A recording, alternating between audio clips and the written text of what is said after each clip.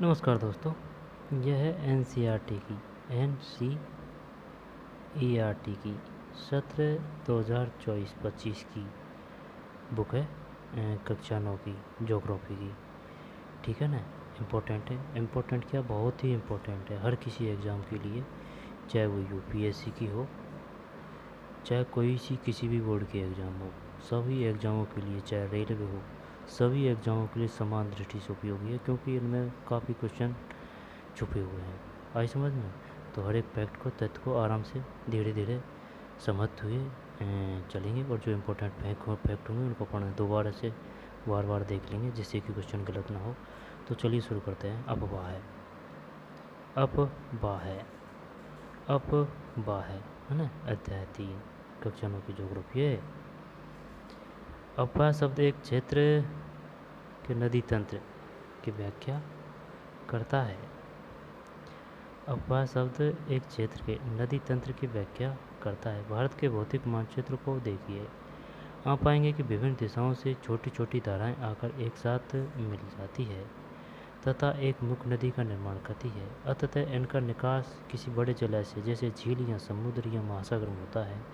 एक नदी तंत्र द्वारा जिस क्षेत्र का जल प्रभावित होता है उसे एक अफवाह द्रोणी कहते हैं। आई बात समझ में?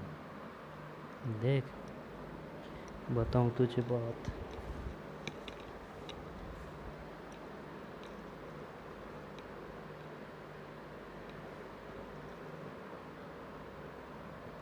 अब वो पूछेगा, अपवाह द्रोणी किसे कहते हैं? अपवाह द्रोणी किसे कहते हैं?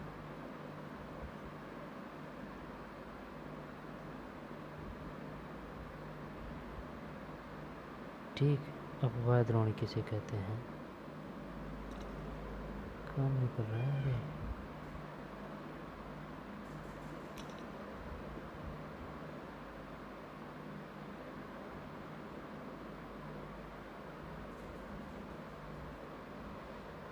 चल, इसको छोड़ते हैं ना। देख, दोबारा देख, एक मिनट।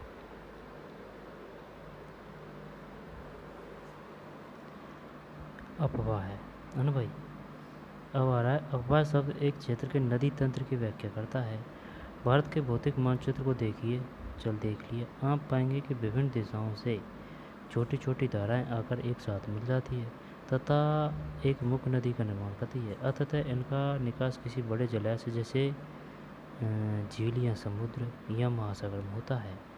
एक नदी तंत्र द्वारा जिस क्षेत्र का जल प्रभावित होता है उसे एक अपवाह द्रोणी कहते हैं। एक नदी तंत्र द्वारा जिस क्षेत्र का जल प्रभावित होता है उसे एक अपवाह द्रोणी कहते हैं। जैसे कि ये नदी है, ऐसे समझ में, इसमें और नदी मिल के आ रही है, ठीक है ना, और नदी मिल रही है और ये जा रही है, तो ये वाला क्षेत्र नहीं, ये अपवाह द्रोणी कहलाएगा। एक नदी तंत्र द्वारा जिस क्षेत्र का जल प्रभावित होता है उसे अपवाह द्रोणी कहते हैं। वो पूछेगा अपन से, ये बताइए अपवाह द्रोणी किसे कहते हैं?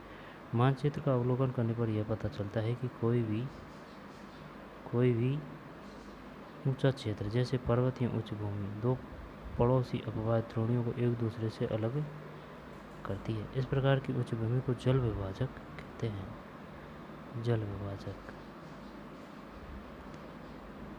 अब भाई ऊंचा एरिया होगा तो भाई वहाँ से तो प्रभावित, भाई जल ऊंचा एरिया है तो ऊंचा एरिया से नीचे ही तो जाएगा।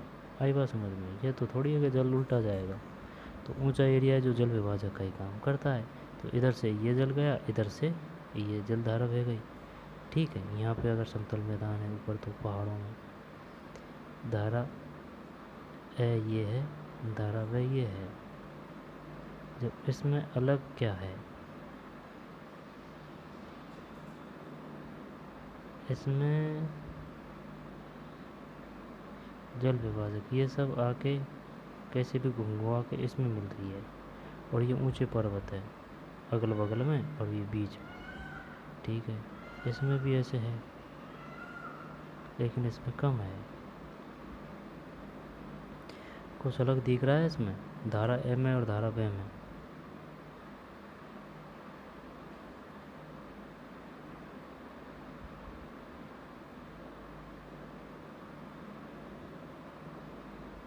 इसमें कुछ आगे तक है, ठीक, इसमें नहीं है। और ये थोड़ा प्लेन सा एरिया है कुछ ऐसे, और ये यूँ यूँ है। तो ये बताइए अपवाह द्रोणी किसे कहते हैं। जैसे झील या समुद्र या महासागर होता है, एक नदी तंत्र द्वारा जिस क्षेत्र का जल प्रभावित होता है उसे अपवाह द्रोणी कहते हैं। मानचित्र का अवलोकन करने पर यह पता चलता है कि कोई भी ऊंचा क्षेत्र जैसे पर्वत या उच्च भूमि दो पड़ोसी अपवाह द्रोणियों को एक दूसरे से अलग करती है। इस प्रकार की उच्च भूमि को जल विभाजक कहते हैं। ठीक है, विश्व की सबसे बड़ी अपवाह द्रोणी अमेजन नदी की है। किसकी? अमेजन नदी की। ऑप्शन में देगा वो, इसको भी शानदार क्वेश्चन बना देगा। अमेजन, नील और अमेजन, नील, यांगटीसी-कांग वगैरह वगैरह, तो अमेजन है ना। भारत में किस नदी की अपवाह द्रोणी सबसे बड़ी है? भारत में अपवाह तंत्र। भारत के अपवाह तंत्र का नियंत्रण मुख्यतः भौगोलिक आकृतियों के द्वारा होता है। इस आधार पर भारतीय नदियों को दो मुख्य वर्गों में विभाजित किया गया है, हिमालय की नदियाँ तथा प्रायद्वीपीय नदियाँ। ठीक है भाई, ये क्वेश्चन भी आ चुका है। बताइए भारतीय नदियों को मुख्यतः किन वर्गों में विभाजित किया गया है, कितनी संख्या में विभाजित किया गया है? 1, 2, 4, 5, 2, 2। ठीक, कौन कौन सी? एक तो हिमालय की और एक प्रायद्वीपीय है। भारत के दो मुख्य भौगोलिक क्षेत्रों से उत्पन्न होने के कारण हिमालय तथा प्रायद्वीप नदियाँ एक दूसरे से भिन्न हैं। हिमालय की अधिकतर नदियाँ 12मासी नदियाँ होती हैं।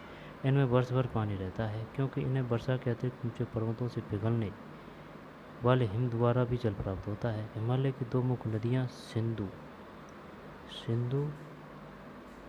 तथा ब्रह्मपुत्र इस पर्वतीय श्रृंखला के उत्तरी भाग से निकलती है। सिंधु तथा ब्रह्मपुत्र, ठीक है ना, इस पर्वतीय श्रृंखला के उत्तरी भाग से निकलती है। इन नदियों ने पर्वतों को काटकर गार्जों का निर्माण किया है। हिमालय की नदियाँ अपनी उत्पत्ति के स्थान से लेकर समुद्र तक के लंबे रास्ते को तय करती है। हिमालय की नदियाँ ये अपने मार्ग के ऊपरी भागों में तीव्र अपरदन क्रिया करती है तथा अपने साथ भारी मात्रा में सिल्ट एवं बालू का संवहन करती है। मध्य एवं निचले भागों में ये नदियाँ विसर्प, गोकुल झील, मध्य एवं निचले भागों में विसर्प, गोकुल झील तथा अपने वाड़ वाले मैदानों में बहुत सी अन्य निक्षेपण आकृतियों का निर्माण करती है। ये पूर्ण विकसित डेल्टाओं का भी निर्माण करती है। चित्र 3.3 देख नदी की विभिन्न अवस्थाएं। ये तो है भाई डेल्टा, आई बात समझ में? ये डेल्टा, यहाँ से क्वेश्चन आता है नदी का स्रोत क्या है। ये नदी का स्रोत हो गया ऊपर ही ऊपर, है ना। ये द्रोणी जा रही है, इनमें बह के मिल रही है इस नदी में। ये ऊपरी भाग हो गया, ऊपरी भाग के बाद में ये मध्य भाग हो गया, है ना भाई। जब ये है विसर्प, कौन सा एरिया? ये विसर्प है, आई बात समझ में। और ये वाला एरिया क्या आएगा भाई? मध्य भाग, ये विसर्प हो गया, ये विसर्प ही है। ये जो यहाँ पे विसर्प है तो ये यहाँ पे विसर्प है, यानी मोड़ होता है ना वहाँ, जब कुछ जगह आगे चल जाती है कुछ ऐसे। ये गोकरू झील है। गोकरू झील का मतलब क्या है? गोकरू झील का मतलब ये है जैसे कि ये नदी आ रही है ना, ये वाली नदी आ रही है, तो ये यहाँ से ही है इसका बहाव, लेकिन क्या है कि ये भूमिगत हो गई। ठीक, भूमिगत होने के बाद में अगर वो जैसे कि उसका जल स्तर है और यहाँ पर बहाव ऊंचा है, यहाँ पर धरातल कुछ जैसे कि ये नदी बहती आ रही है तो इसका भाव ठीक है, नीचे होता जा रहा है, ऐसे ये ऊपर है जल। लेकिन इसका यहाँ जैसे कि भाव कुछ ऊंचा हो गया, या फिर जैसे कि ये नदी है, इस नदी के द्वारा कुछ माल मकड़ा या फिर कुछ मिट्टी या फिर कचरा पानी वगैरह, है ना, जो भी कुछ है गाद वगैरह है ना पर्वतों की, तो ये अगर यहाँ जमा हो जाती है तो पानी तो आता है बह के, लेकिन ये नीचे होके फिर यहाँ नीचे होके फिर ऐसे जाती है, ठीक है ना। या फिर जैसे कि कंकड़ वगैरह एरिया होते हैं और धरातल कुछ ऊंचा है तो भी नदी है जो भूमिगत हो जाती है, फिर यहाँ ऊपर आती है, फिर वही बहाव है, और फिर यहाँ पे भी वही ऊंचा है, फिर ये इसमें आके मिल जाती है अंडर, ऐसा। तो ये क्या है, गोकरू झील, यानी कि नदी से कट के तो नहीं, लेकिन अंदर अंदर नहीं दिखती, जुड़ती समय और लगती समय, या फिर अलग झील का भी निर्माण कर देती है। क्योंकि भाई ये जो आ रही है तो ज़रूरी थोड़ी है ये यहाँ या इधर भी होके आ सकती है, बहाव के फ़र्क पड़ता है, धरातल का प्रभाव पड़ता है। जैसे कि अगर कोई पानी है जिसको आप छोड़ोगे, ठीक है ना, और उसके उसके आगे जैसे कि अगर रेतीली मिट्टी कर दोगे करोगे तो वह कुछ तो मिट्टी में चल जाएगी, कुछ साइड में होके किनारे में होके निकल जाएगी, वही वाली बात है। निचला भाग डेल्टा, ये डेल्टा है भाई, डेल्टा निचला भाग गोकरू झील है ना, गोकरू झील, विसर्ग मध्य भाग, ऊपरी भाग। आगे चलते हैं, ये गॉर्ज है भाई, गॉर्ज, गॉर्ज हिमालय में है, ये आ भी चुका है क्वेश्चन। गॉर्ज मिलते हैं कहाँ, अब कौन सा है, ये है अधिकतर प्रायद्वीपीय नदियाँ हैं, अधिकतर प्रायद्वीपीय नदियाँ मौसमी होती है क्योंकि इनका प्रभाव वर्षा पर निर्भर करता है। शुष्क मौसम में बड़ी नदियों का जल भी घटकर छोटी छोटी धाराओं में बहने लगता है। हिमालय की नदियों की तुलना में प्रायद्वीपीय नदियों की लंबाई कम तथा छिछली है। हिमालय की नदियों की तुलना में प्रायद्वीपीय नदियों की लंबाई कम तथा छिछली है, फिर भी इनमें से कुछ केंद्रीय उच्च भूमि से निकलती है तथा पश्चिम की तरफ बहती है, ठीक, पश्चिम की तरफ बहती है। क्या आप इस प्रकार की दो बड़ी नदियों को पहचान सकते हैं। प्रायद्वीपीय भारत की अधिकतर नदियाँ पश्चिमी घाट से निकलती है। पश्चिमी घाट का मतलब जानते हो ना, जैसे कि भाई ये बड़ा एरिया, इधर ये पश्चिमी घाट है, इधर पूर्वी घाट, इस तटरेखा के पास पास कुछ किलोमीटर को छोड़ के, तथा बंगाल की खाड़ी की तरफ बढ़ती है। प्रायद्वीप भारत की अधिकतर नदियाँ, अब ये क्वेश्चन वो क्या देगा, क्वेश्चन ये भी दे देगा, ये उठा के दे दिया उसने, बताइए निम्नलिखित में से कौन से कथन सत्य है। पश्चिम घाट से निकलती है, एक कथन तो ये दे दिया, और दे दिया दूसरा, तथा बंगाल की खाड़ी की तरफ बहती है। पश्चिम घाट से निकलती है तथा बंगाल की खाड़ी की तरफ बहती है, ठीक। हिमालय की नदियाँ, सिंधु, गंगा तथा ब्रह्मपुत्र हिमालय से निकलने वाली प्रमुख नदियाँ हैं। ये नदियाँ लंबी है तथा अनेक महत्वपूर्ण एवं बड़ी सहायक नदियाँ आकर इनमें मिलती है। किसी नदी तथा उसकी सहायक नदियों को नदी तंत्र कहा जाता है। किसी नदी तथा उसकी सहायक नदियों को नदी तंत्र कहा जाता है। किसी नदी तथा उसकी सहायक नदियों को नदी तंत्र कहा जाता है। सिंधु नदी तंत्र, सिंधु नदी का उद्गम मानसरोवर झील के निकट तिब्बत में है। सिंधु नदी का उद्गम मानसरोवर झील के निकट तिब्बत में है। कहाँ है, मानसरोवर, आएगा यहाँ से क्वेश्चन। सिंधु नदी का उद्गम है, सिंधु नदी का उद्गम है मानसरोवर, ठीक है ना, मानसरोवर झील के निकट तिब्बत में है। पश्चिम की ओर बहती हुई यह नदी भारत में लद्दाख से प्रवेश करती है। इस भाग में यह बहुत ही सुंदर दर्शनीय कार्य का निर्माण करती है। इस क्षेत्र में बहुत सी सहायक नदियाँ जैसे कि जास्कर, नुब्रा, श्योक तथा हुंजा इस नदी में मिलती है। कौन कौन सी पूछ लेगा वो, बताइए सिंधु की निम्नलिखित में कौन सी सहायक नदी है या नहीं है। जास्कर, नुब्रा, श्योक तथा हुंजा इस नदी में मिलती है। जास्कर, ठीक है ना, जास्कर, नुब्रा, श्योक तथा हुंजा, ये क्वेश्चन आ चुका है। बताइए श्योक किस नदी की सहायक नदी है? जास्कर, नुब्रा, श्योक तथा हुंजा। सिंधु नदी बलूचिस्तान तथा गिलगित से बहते हुए, 1 मिनट इसको देख लेते हैं पहले।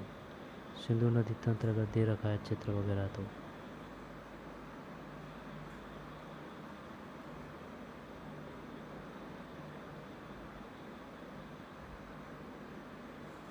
ये है सिंधु नदी। आई बात समझ में?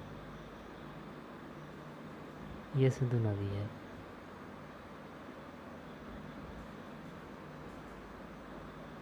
ठीक, सिंधु नदी बूलर, सिंधु, झेलम, चेनाब, रावी, सतलुज, पाकिस्तान, अफगानिस्तान। अब पढ़ते हैं।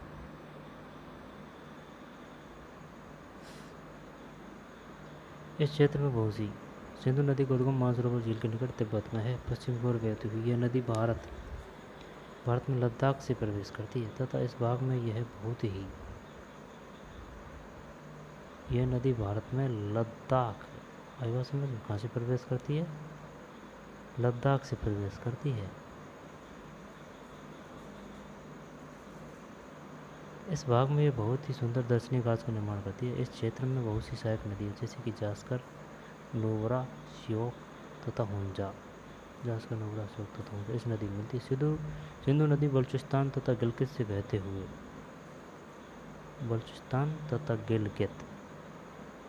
हुए अटक में पर्वतीय क्षेत्र से बाहर निकलती है। सतलज, व्यास, रावी, चेनाब तथा झेलम आपस में मिलकर पाकिस्तान में मिठानकोट के पास सिंधु नदी में मिल जाती है। कहाँ? मिठानकोट के। इसके बाद यह नदी दक्षिण की तरफ बहती है तथा अंत में कराची से पूर्व की और अरब सागर में मिल जाती है। सिंधु नदी के मैदान का ढाल बहुत धीमा है। सिंधु द्रोणी का 1/3 से कुछ अधिक भाग भारत के जम्मू कश्मीर, ठीक है ना, जम्मू कश्मीर, लद्दाख, हिमाचल तथा पंजाब तथा शेष भाग पाकिस्तान में स्थित है। 2900 किलोमीटर लंबी सिंधु नदी विश्व की लंबी नदियों में से एक है। कितनी है? 2900 है भाई, 2900। सिंधु द्रोणी का 1/3 से कुछ अधिक भाग भारत के जम्मू कश्मीर,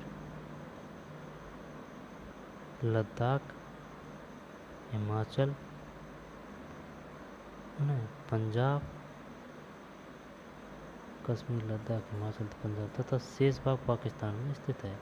2900 किमी लंबी सिंधु नदी विश्व की लंबी नदियों में से एक है। सहायक नदी बताइए। जास्कर, नुब्रा, श्योक तथा हुंजा इस नदी में मिलती है। और सतलुज, व्यास, रावी, चेनाब तथा झेलम आपस में मिलकर पाकिस्तान में मिठानकोट है भाई।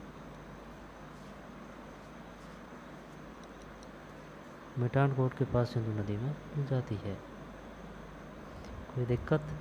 इसके बाद ये नदी दक्षिण तरफ बहती है तथा अंत में कराची से पूर्व की और अरब सागर में मिल जाती है।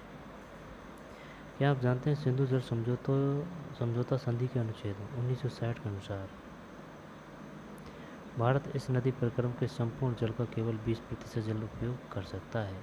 इस जल का उपयोग हम पंजाब, हरियाणा, राजस्थान के दक्षिण पश्चिम भागों में सिंचाई के लिए करते हैं। ठीक। सिंधु जल समझौता कब हुआ था? 1960 में। सिंधु जल समझौते के तहत हम कितना % जल काम में लेते हैं? 20%। और सिंधु जल समझौते के तहत किन राज्यों को पानी दिया जाता है? पंजाब है, हरियाणा है एवं राजस्थान के दक्षिण पश्चिम भाग में सिंचाई के लिए करते हैं। आई बात समझ में? ये कौन सा पढ़ लिया अपन ने? सिंधु नदी तंत्र। ये बताइए सिंधु नदी तंत्र गार्ज का निर्माण करती है। यहाँ पर कौन सी नदी गार्ज का निर्माण करती है? बता। हिमालय, व सिंधु, ब्रह्मपुत्र, गोदावरी, घग्गर। जास्कर, नुब्रा, श्योक तथा हुंजा। आगे चलते हैं। अब है गंगा नदी तंत्र। गंगा नदी तंत्र।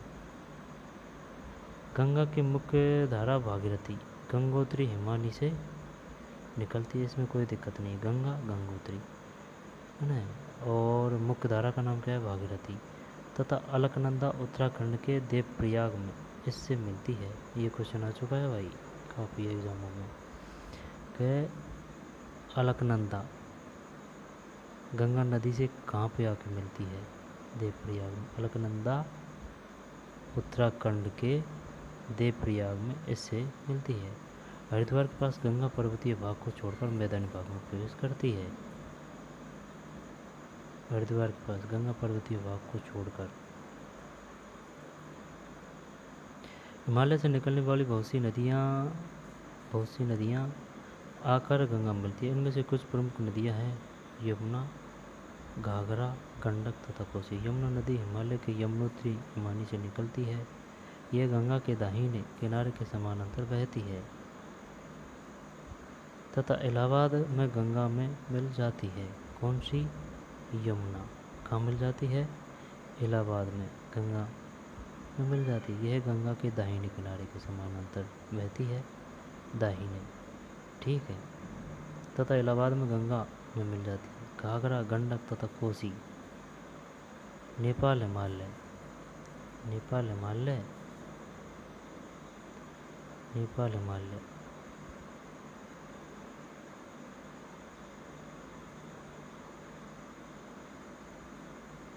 देवप्रयाग में भागीरथी एवं अलकनंदा का संगम।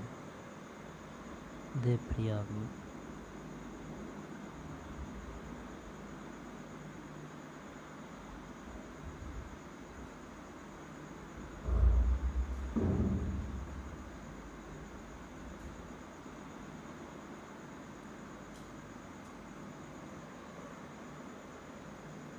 ठीक। देवप्रयाग में भागीरथी एवं अलकनंदा का संगम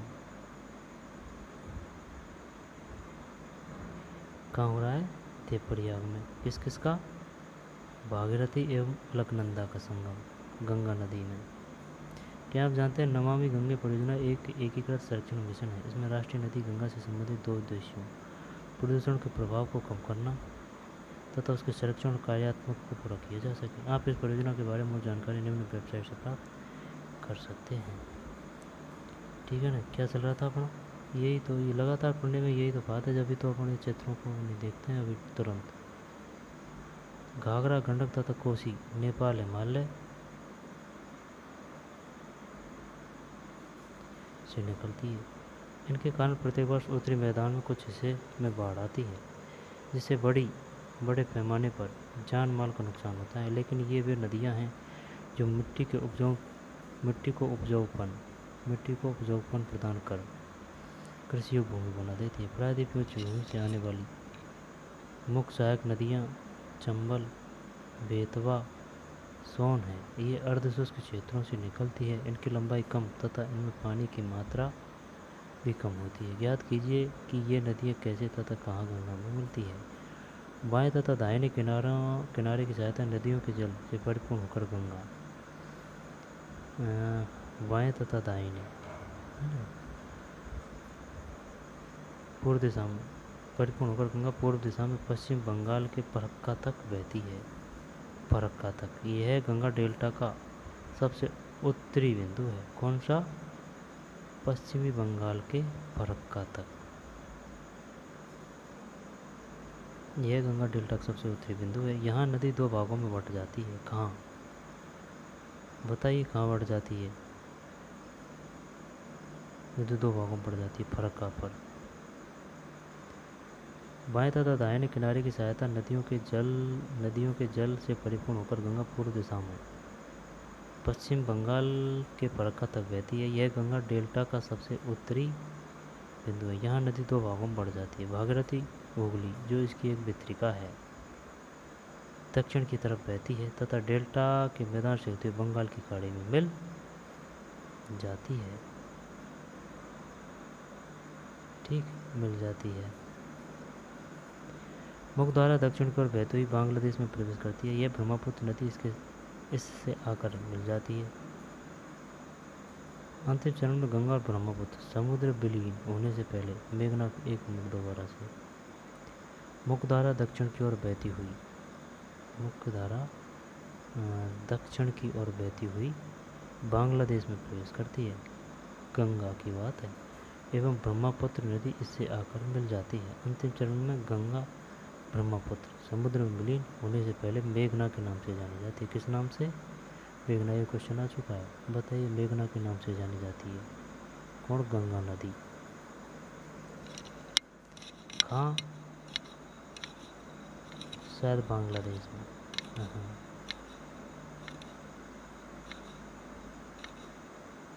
समुद्र से विलीन होने से पहले, यानी कि गंगा और ब्रह्मपुत्र दोनों एक हो गई अब, और समुद्र से पहले वो मेघना के नाम से जानी जाती है। गंगा एवं ब्रह्मपुत्र के जल वाली एक वृहद नदी बंगाल की खाड़ी में मिल जाती है। इन नदियों के द्वारा बनाए गए डेल्टा को सुंदरबन डेल्टा के नाम से जाना जाता है।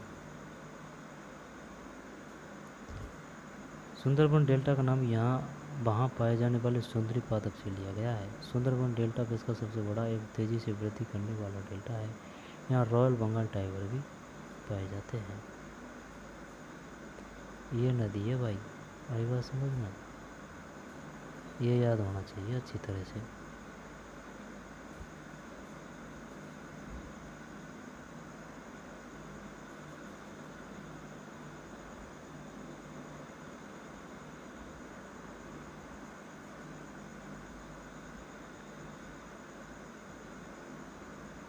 ठीक, सिंधु नदी।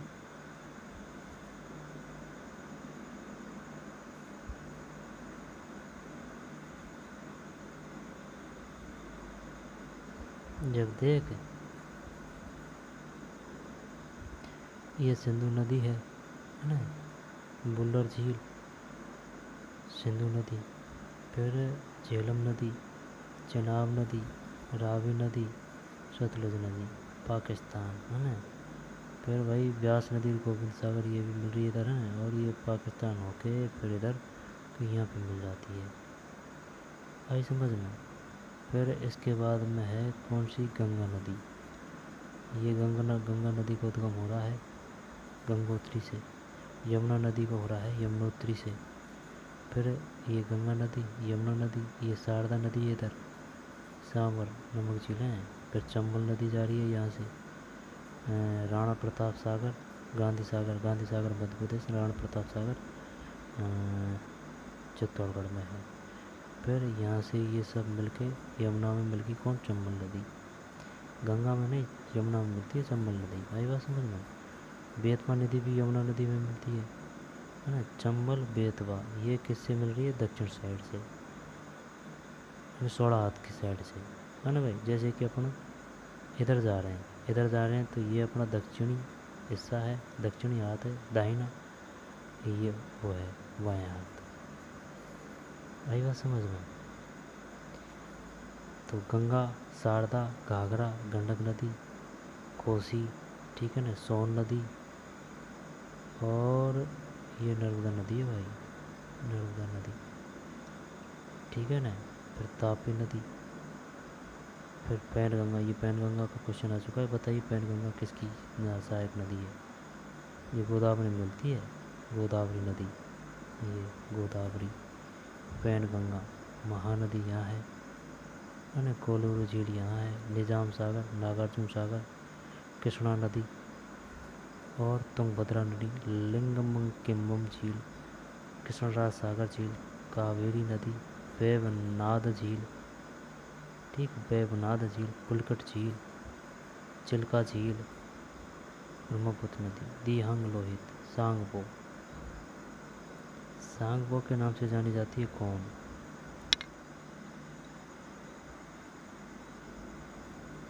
ये कौन सी? ब्रह्मपुत्र नदी है। ब्रह्मपुत्र नदी चाइना में सांगपो के नाम से जानी जाती है, और यहाँ दिहांग है ना, और बांग्लादेश में अलग नाम से जानी जाती है। और गंगा नदी है जो बांग्लादेश में बहती है यमुना से मिलने, ब्रह्मपुत्र से मिलने के बाद समुद्र से पहले, वो किस नाम से जानी जाती है? पता था यार अभी। अभी पढ़ा था बस, देख ये रही है, देख मेघना। और ब्रह्मपुत्र नदी का नाम क्या है चीन में? ये उसका नाम है सांगपो। सांगपो, मेघना। गंगा नदी को कहते हैं लेकिन बांग्लादेश में, ठीक है। ब्रह्मपुत्र नदी, लोहित नदी, कोसी, गोविंद वल्लभ पंत सागर, कर्क रेखा। क्रम भी पूछ लेता है वो। बताइए निम्नलिखित नदियों का क्रम दक्षिण से उत्तर की ओर। जब कावेरी, कावेरी के बाद में कावेरी, तुंगभद्रा, कावेरी, तुंगभद्रा, कृष्णा, गोदावरी, फिर पैनगंगा, फिर महानदी, तापी, नर्मदा। पूर्वी तट पश्चिमी तट पूछ सकता है, तो इधर तो महानदी है ना, क्रम पूछ सकता है वो कैसे भी। जब कावेरी नदी है नीचे, कावेरी के बाद में तुंगभद्रा है, आई समझ में, तुंगभद्रा, कृष्णा, फिर जब देखें कावेरी, तुंगभद्रा, तुंगभद्रा, कृष्णा, फिर गोदावरी, गोदावरी से ऊपर है पैनगंगा, आई समझ में।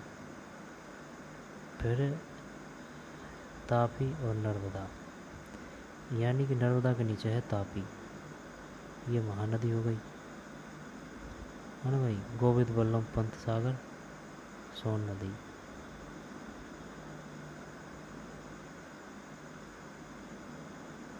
सांगपो, तिहांग, लोहित, ब्रह्मपुत्र नदी, कर्क रेखा, म्यांमार, चिल्का झील, कोलेरू झील, चिल्का झील उड़ीसा, कोलेरू झील, पुलिकट झील, वेवनाथ झील। ये क्वेश्चन आ चुका है झीलों से।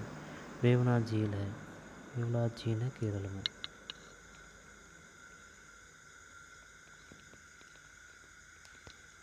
वेवनाथ झील है केरल में, ठीक है, वेवनाथ केरल में।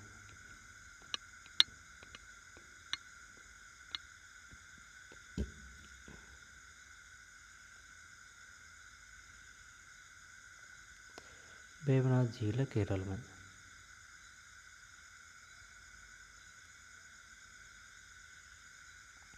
वेवनाथ, कावेरी, कृष्ण सागर, पुलिकट झील, कृष्णराज सागर, है ना, लिंगमक्कम झील,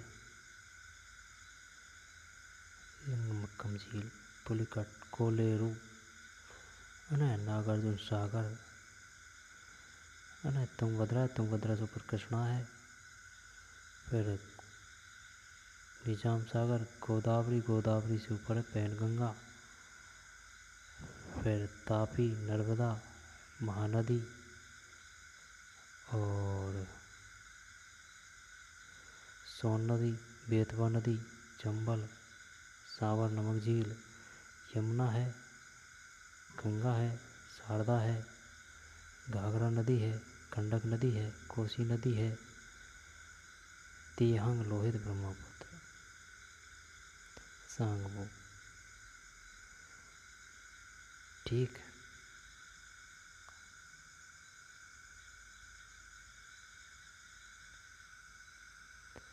ये कौन सी मिल रही है? देवप्रयाग में भागीरथी एवं अलकनंदा का संगम, गंगा में, ठीक है ना। देवप्रयाग में भागीरथी एवं अलकनंदा का, भागीरथी एवं अलकनंदा का संगम। 2018-19 या फिर शायद 11-12 का फोटो होगा ये।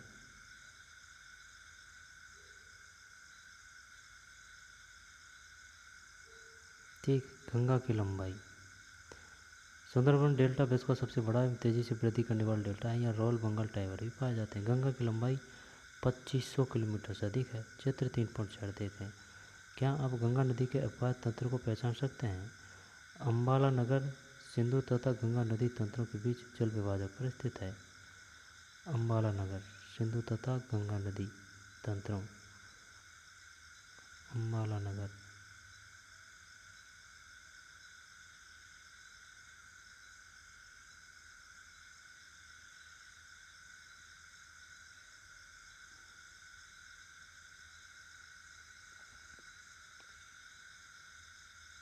अम्बाला नगर सिंधु तथा गंगा नदी तंत्रों के बीच जल विभाजक पर स्थित है।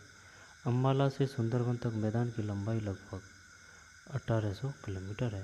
अम्बाला से सुंदरबन तक मैदान की लंबाई लगभग 1800 किलोमीटर है। ठीक है, परंतु इसके ढाल में गिरावट मुश्किल से 300 मीटर है। सुंदरबन कहाँ है? इधर इधर बंगाल की साइड है। वो बता रहा है 1800 किलोमीटर है, परंतु इसके ढाल में गिरावट मुश्किल से 300 मीटर, यानी पूरी ये जो लंबाई है ना, इसमें बस 300 मीटर ही का ही ढलान है। अगर ढलान ज़्यादा हो तो बहाव तेज होता है। ठीक, दूसरे शब्दों में प्रति 6 किलोमीटर की दूरी पर ढाल में गिरावट केवल 1 मीटर है। इसलिए इन नदियों में अनेक बड़े बड़े विसर्ग बन जाते हैं। सही बात है, अगर ढाल नहीं है तो भाई वो चाह जिधर ही जाएगा पानी। ठीक है ना, थोड़ा सा भी उसमें कुछ नीचे भी यहाँ पर कुछ अवसाद वगैरह जमा हुए तो वो नदी की द्रोणी वो अलग रास्ता ले लेगी, ऐसे फिर होके इधर मिल जाती है। यह 6 किलोमीटर की दूरी पर ढाल में गिरावट केवल 1 मीटर है। ठीक है, इसलिए इन नदियों में अनेक बड़े बड़े विसर्ग बन जाते हैं। बताइए विसर्ग क्यों बनते हैं? विसर्ग किसे कहते हैं? ब्रह्मपुत्र नदी तंत्र। ब्रह्मपुत्र नदी तिब्बत की मानसरोवर झील के पूर्व तथा सिंधु एवं सतलज के क्षेत्रों के काफ़ी नज़दीक से निकलती है। सिंधु एवं सतलज के स्रोतों के काफ़ी नज़दीक से निकलती है। इसकी लंबाई सिंधु से कुछ अधिक है, परंतु इसका अधिकतर मार्ग भारत से बाहर स्थित है। यह हिमालय के समानांतर पूर्व की ओर बहती है। नामचा वारवा शिखर 77-57 मीटर के पास पहुंचकर यह अंग्रेजी के यू अक्षर जैसा मोड़ बनाकर भारत के अरुणाचल प्रदेश में गॉर्ज के माध्यम से प्रवेश करती है। नामचा वारवा शिखर 77-57 मीटर के पास पहुंचकर यह अंग्रेजी के यू अक्षर जैसा मोड़ बनाकर भारत के अरुणाचल प्रदेश में गॉर्ज के माध्यम से प्रवेश करती है।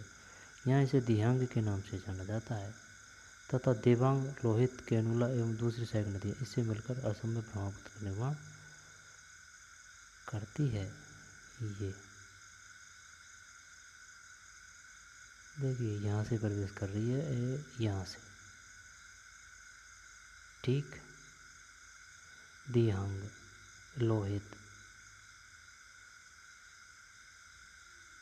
सांगबो,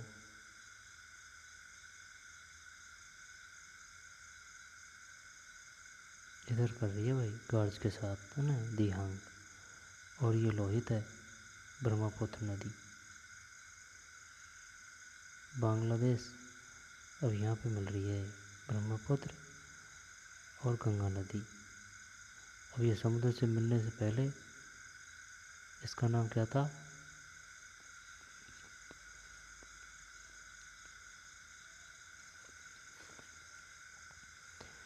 आगे चलते हैं। दिहांग किस नदी को कहा जाता है, किस नाम से जानी जाती है? ब्रह्मपुत्र नदी। मेघना है। ये जो एरिया है ना, ये मेघना के नाम से जाना जाता है, जिसमें ब्रह्मपुत्र भी और गंगा भी है।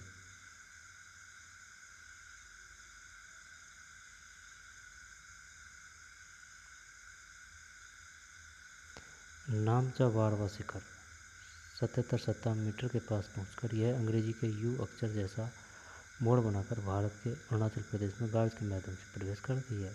यहाँ इसे दिहांग के नाम से जाना जाता है तथा दिबांग, लोहित, कैनुला एवं दूसरी सहायक नदियाँ इसमें मिलकर असम में ब्रह्मपुत्र का निर्माण करती है। दिबांग, लोहित, कैनुला, दिबांग, लोहित, कैनुला एवं दूसरी सहायक नदियाँ इससे मिलकर असम में ब्रह्मपुत्र का निर्माण करती है। क्या आप जानते हैं ब्रह्मपुत्र को तिब्बत में सांगपो एवं बांग्लादेश में जमुना कहा जाता है? ब्रह्मपुत्र को तिब्बत में सांगपो, ब्रह्मपुत्र को तिब्बत में सांगपो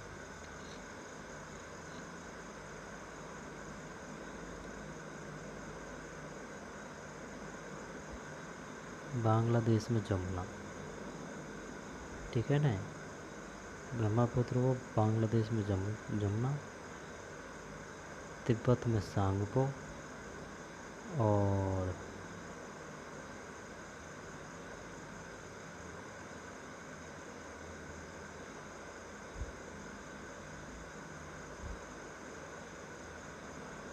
मेघना गंगा है, मेघना।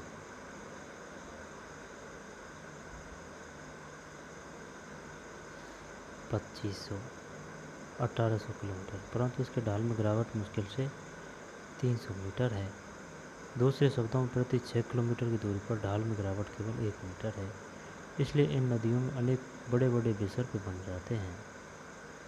ब्रह्मपुत्र नदी तंत्र 77-57 अक्सर जैसा मोड़ बनाकर भारत के अरुणाचल प्रदेश में गार्ड्स के माध्यम से प्रवेश करती है। यहाँ इसे दिहांग, आई बात समझ में, दिहांग के नाम से जाना जाता है, तथा दिबांग। दिहांग कहाँ है? दिहांग, ये है दिहांग। ब्रह्मपुत्र युवाकार का ही हो गया ना, ये युवाकार का ही है। ये तो लोहित नदी है, इसमें आके मिल रही है।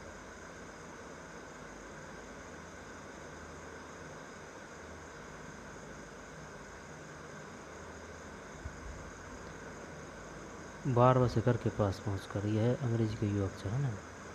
यहाँ इसे दिहांग के नाम से जाना जाता है, तथा दिबांग, लोहित, केनुला एवं दूसरी सहायक नदियाँ इसे मिलकर असम में ब्रह्मपुत्र का निर्माण करती है। दिबांग, लोहित, केनुला एवं दूसरी सहायक नदियाँ। ब्रह्मपुत्र को तिब्बत में सांगपो एवं बांग्लादेश में जमुना कहा जाता है। ठीक भाई।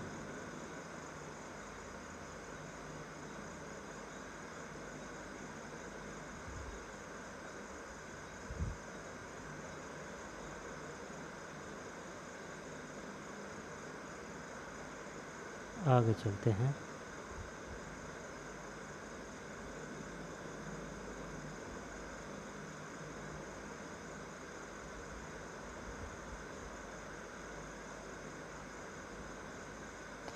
तिब्बत एक शीत एवं शुष्क क्षेत्र है, अतः यहाँ इस नदी में जल एवं सिल्ट की मात्रा बहुत कम होती है।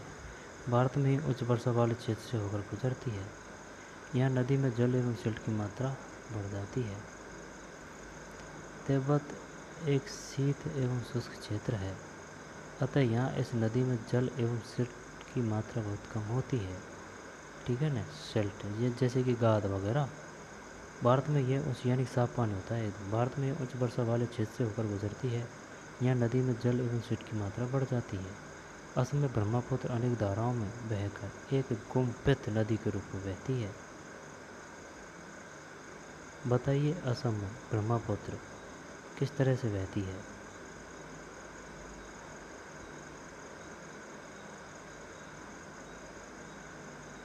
असम में ब्रह्मपुत्र अनेक धाराओं में बहकर एक गुम्फित नदी के रूप में बहती है तथा बहुत से नदी द्वीपों का निर्माण करती है। क्या आपको ब्रह्मपुत्र के द्वारा बनाए गए विश्व के सबसे बड़े नदी द्वीप का नाम है माजुली? प्रत्येक वर्ष वर्षा ऋतु में यह नदी अपने किनारों से ऊपर बहने लगती है एवं बाढ़ के द्वारा असम तथा बांग्लादेश में बहुत अधिक क्षति पहुंचाती है। ब्रह्मपुत्र में बाढ़ आती है तो किन में ज़्यादातर प्रभाव देखने को मिलता है? बांग्लादेश और असम। ठीक। उत्तर भारत की अन्य नदियों के विपरीत ब्रह्मपुत्र नदी में सिल्ट निक्षेपण की मात्रा बहुत अधिक होती है। सिल्ट निक्षेपण मतलब बहुत अधिक होती है। इसके कारण नदी की सतह बढ़ जाती है, यानी कि गाद वगैरह। तो अलग अलग सिस्टम है, जैसे कि अगर वहाँ एरिया साफ़ है और वहाँ से नदी बह रही है तो वहाँ पानी साफ़ ही मिलेगा। लेकिन ज़्यादातर और सहायक नदियाँ आती है और वो अपने साथ कचरा पानी भी लेके आती है, मिट्टी वगैरह, गाद वगैरह, तो फिर आगे इसका भी पानी के स्वच्छता पर प्रभाव पड़ेगा। वही है। उत्तर भारत की अन्य नदियों के विपरीत ब्रह्मपुत्र नदी में सिल्ट नीचेपन की मात्रा बहुत अधिक होती है। इसके कारण नदी की सतह बढ़ जाती है, यानी कि नीचे का जो एरिया होता है ना, ये भूगर्भीय, और यह बार बार अपनी धारा के मार्ग में परिवर्तन लाती है। अब है प्रायद्वीपीय नदियाँ। प्रायद्वीपीय नदियाँ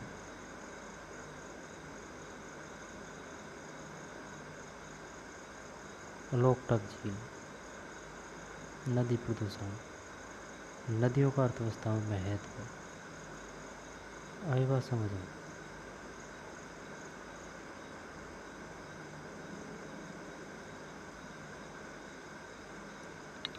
प्रायद्वीपीय नदियाँ। अब है प्रायद्वीपीय नदियाँ। प्रायद्वीपीय भारत में मुख्यतः जल विभाजक का निर्माण पश्चिमी घाट द्वारा होता है, जो पश्चिमी तट के निकट उत्तर से दक्षिण की ओर स्थित है। पश्चिमी घाट का मतलब ये जो एरिया है ना, ये है, दक्षिण की ओर स्थित है। प्रायद्वीपीय भाग की अधिकतर मुख्य नदियाँ जैसे कि भाई महानदी, गोदावरी, कृष्णा, कावेरी पूर्व की ओर बहती है, पूर्व की ओर, ठीक है ना। महानदी, गोदावरी, कृष्णा और कावेरी, ये नदियाँ अपने मुहाने पर डेल्टा का निर्माण करती है। क्या सभी करती है? महानदी, गोदावरी, कृष्णा और कावेरी। पश्चिम में बहने वाली अनेक छोटी धाराएं नर्मदा एवं तापी दो ही बड़ी नदियां हैं जो पश्चिम की तरफ बढ़ती है। पश्चिम घाट से पश्चिम में, अच्छा, पश्चिम घाट से पश्चिम में बहने वाली अनेक छोटी धाराएं नर्मदा एवं तापी दो ही बड़ी नदियां हैं जो पश्चिम की तरफ बहती है। ये अलग है। आई बात समझ में? नर्मदा एवं तापी पश्चिम घाट में पश्चिम में बहने वाली, देख लेते हैं। ये नदी देखिए,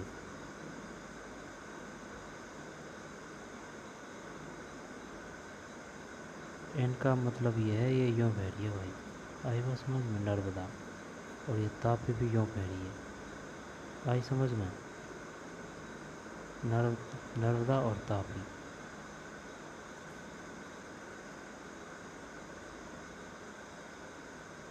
ये जो बीच है ना, ये बीच का जो एरिया है, ये पहाड़ी एरिया है। आई बात समझ में? हाँ, और ये नदी ज़्यादातर वहीं है जहाँ जैसे कि पहाड़ है, तो पहाड़ से होके यूँ बहती है नदी। वो यहाँ पर जैसे कि पहाड़ है, तो यहाँ से ऐसे।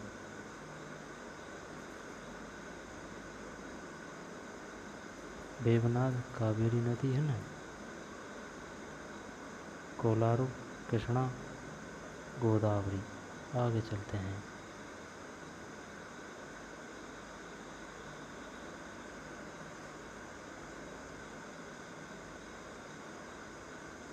ये नदी अपने मुहाने पर डेल्टा का निर्माण करती है। पश्चिम घाट से पश्चिम में बहने वाली अनेक छोटी धाराएं नर्मदा एवं तापी दो ही बड़ी नदियां हैं जो पश्चिम की तरफ बहती है और ज्वार नदमुख का निर्माण करती है। ज्वार नदमुख का, अच्छा, बताइए इनमें से कौन सी नदी ज्वार नदमुख का निर्माण करती है? ज्वार नदमुख मतलब ज्वार नदी के मुहाने पर।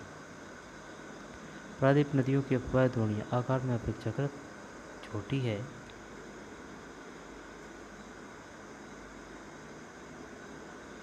अपेक्षाकृत छोटी है। नर्मदा द्रोणी, नर्मदा का उद्गम मध्य प्रदेश में अमरकंटक पहाड़ी के निकट है। नर्मदा द्रोणी की बात है। नर्मदा का उद्गम मध्य प्रदेश में अमरकंटक पहाड़ी के निकट है। यह पश्चिम की ओर एक भ्रंश घाटी में बहती है ना, भ्रंश घाटी में बहती है। समुद्र तक पहुंचने के क्रम में यह नदी बहुत से दर्शनीय स्थलों का निर्माण करती है। जबलपुर के निकट संगमरमर के शैलों में यह नदी गहरे गाज से बहती है। जबलपुर के निकट संगमरमर के शैलों में यह नदी गहरे गाज से बहती है तथा जहाँ यह नदी तीव्र ढाल से गिरती है वहाँ धुआंधार प्रपात का निर्माण करती है। क्वेश्चन आ चुका है काफ़ी है। धुआंधार प्रपात का निर्माण कौन सी नदी करती है? नर्मदा द्रोणी, ठीक, नर्मदा द्रोणी। इसके बाद में नर्मदा की सभी सहायक नदियाँ बहुत छोटी है। इनमें से अधिकतर समकोण पर मुख्य धारा से मिलती है। नर्मदा द्रोणी मध्य प्रदेश तथा गुजरात के कुछ भागों में विस्तृत है। मध्य प्रदेश तथा गुजरात के कुछ भागों में स्थित है। नर्मदा नदी के संरक्षण के लिए मध्य प्रदेश सरकार द्वारा नमामि देवी नर्मदे नाम की एक योजना प्रारंभ की गई है। आप इस बारे में इस वेबसाइट से जान सकते हैं। नमामि देवी नर्मदे। तापी द्रोणी नर्मदा से ऊपर है या नीचे है? नर्मदा से नीचे है यार तापी। हाँ तापी, ये नर्मदा है, ये नर्मदा है। जब ये बह रही है कैसे, इधर बह रही है, ये तापी भी इधर बह रही है। ये ज्वार का निर्माण कर रही है नर्मदा। पैनगंगा, गोदावरी, आई बात समझ में? अब है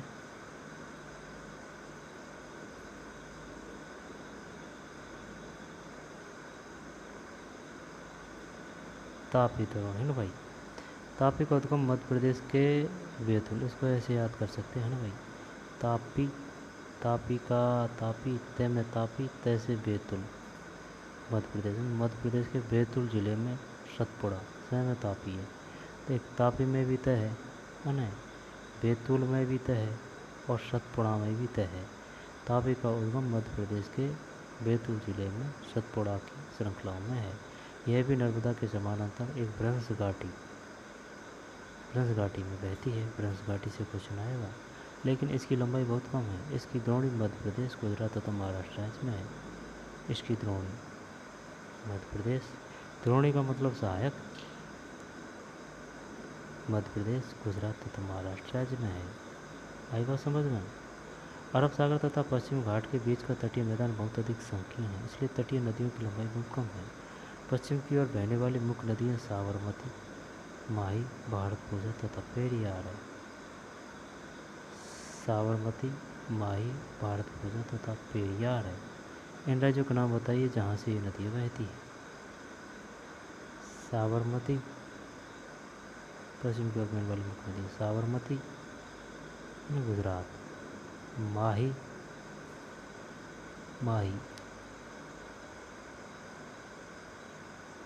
तो राजस्थान में है क्या? माही बजाज सागर परियोजना में अलग है शायद, होने को तो है शायद राजस्थान में से, मैप में नहीं दे रखी है माही। साबरमती, माही, भारतपूजा तथा पेरियार है। भारतपूजा, साबरमती, माही, भारतपूजा तथा पेरियार है। उन राज्यों का नाम बताइए जहाँ ये नदियाँ बहती है। गोदावरी सबसे बड़ी प्रायद्वीप नदी है। यह महाराष्ट्र के नासिक जिले में पश्चिम घाट की ढालों से निकलती है। कहाँ से निकलती है?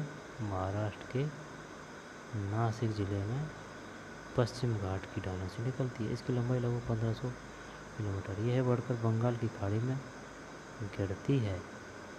ठीक है ना।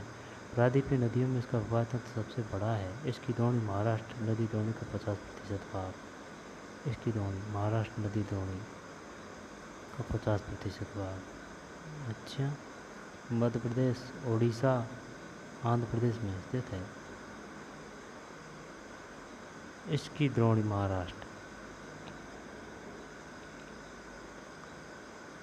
नदी द्रोणी का 50% भाग।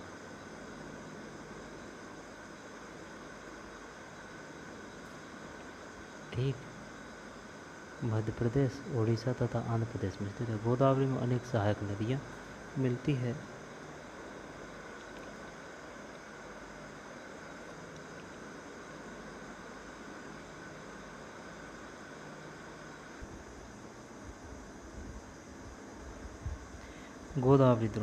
गोदावरी सबसे बड़ी प्रायद्वीपीय नदी है। ये महाराष्ट्र के नासिक जिले में पश्चिम घाट के ढालों से निकलती है। इसकी लंबाई लगभग 1500 किलोमीटर है। यह बहकर बंगाल की खाड़ी में गिरती है। प्रायद्वीपीय नदियों में इसका अपवाह तंत्र सबसे बड़ा है। प्रायद्वीपीय नदियों में इसका अपवाह तंत्र सबसे बड़ा है। इसकी द्रोणी महाराष्ट्र नदी द्रोणी का 50% भाग मध्य प्रदेश, ओडिशा तथा आंध्र प्रदेश में स्थित है। ठीक।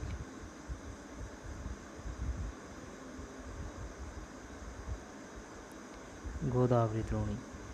गोदावरी सबसे बड़ी प्रायद्वीपीय नदी है। यह महाराष्ट्र के नासिक जिले में पश्चिम घाट की ढालों से निकलती है। इसकी लंबाई लगभग 1500 किलोमीटर है। यह बहकर बंगाल की खाड़ी में गिरती है। प्रायद्वीपीय नदियों में इसका आयतन सबसे बड़ा है। ये क्वेश्चन आ चुका है।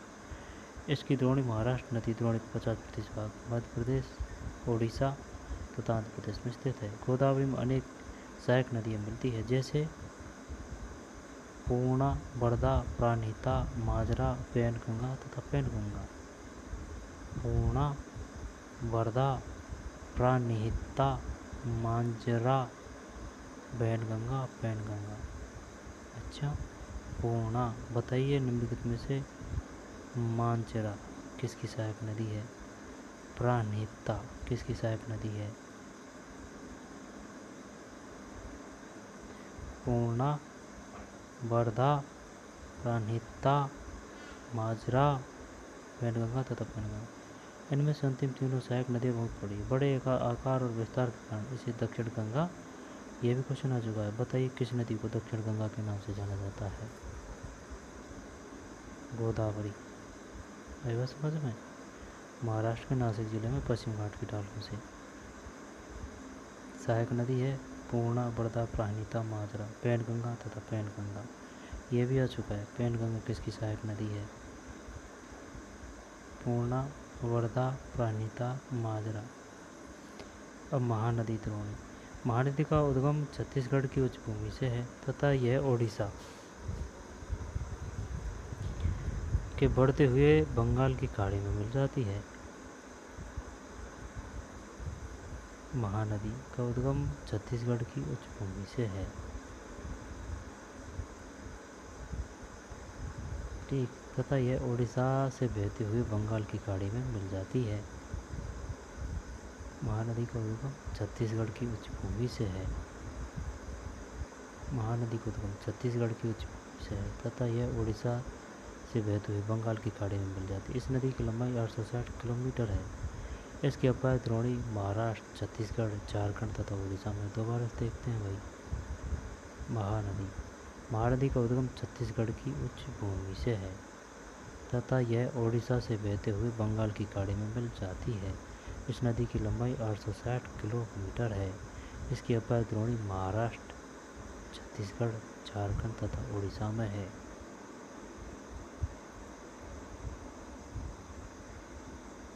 ठीक है।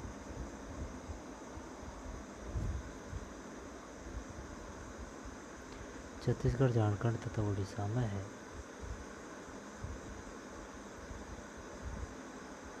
कितनी है इसकी? 860। गोदावरी की 1500।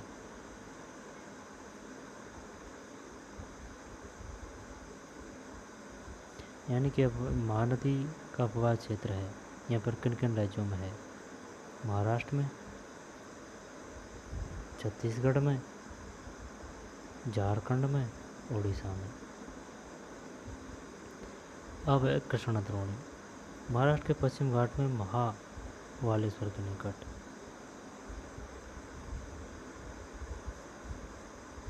कृष्णा द्रोणी। महाराष्ट्र के पश्चिम घाट में महावालेश्वर के निकट एक स्रोत से निकलकर कृष्णा लगभग 1400 किलोमीटर बहकर बंगाल की खाड़ी में गिरती है। तुंगभद्रा, कोयना, घाटप्रभा, मूसी तथा भीमा इसकी कुछ सहायक नदियाँ हैं। इसकी द्रोणी महाराष्ट्र, कर्नाटक तथा आंध्र प्रदेश में फैली है। कावेरी द्रोणी। कावेरी पश्चिम घाट की ब्रह्मगिरी श्रृंखला से निकलती है तथा तमिलनाडु में कोडलूर के दक्षिण में बंगाल की खाड़ी में मिल जाती है। इसकी लंबाई 760 किलोमीटर है। इसकी प्रमुख सहायक नदियाँ अमरावती, भवानी, हेमावती, कावेरी। इसकी द्रोणी तमिलनाडु, केरल तथा कर्नाटक में स्थित है। भारत में दूसरा सबसे बड़ा जलप्रपात कावेरी नदी बनाती है। इसे शिव समुद्र के नाम से जाना जाता है। प्रपात द्वारा उत्पादित विद्युत मैसूर, बंगलौर तथा कोलार स्वर्ण क्षेत्र को प्रदान की जाती है। मैसूर, बेंगलोर। तथा पोलार शोण क्षेत्र प्रदान की जाती है। भारत का सबसे बड़ा जलप्रपात कौन सा है? कोलार। इन बड़ी नदियों के अतिरिक्त कुछ छोटी नदियां हैं जो पूर्व की तरफ बहती है, जैसे दामोदर, ब्राह्मणी, वैतरणी, स्वर्णरेखा। कुछ महत्वपूर्ण उदाहरण अपने एटलस में याद कीजिए। क्या आप जानते हैं पृथ्वी के धरातल का लगभग 71% भाग जल से ढका है? ये क्वेश्चन आ चुका है, लेकिन इसका 70% जल लवणीय है। केवल 3% ही स्वच्छ जल के रूप में उपलब्ध है। इसकी 3/4 भाग मेहमानी के रूप में है ना। इसको दोबारा देख लो भाई। कृष्णा दोहराऊं। पश्चिम घाट में महाबलेश्वर के निकट एक स्रोत से निकल कृष्णा लगभग 14 किलोमीटर बहकर बंगाल की खाड़ी में थे। तुंगभद्रा, कोयना घाट प्रवाह, मूसी तथा भीमी इसकी कुछ सहायक नदियाँ हैं।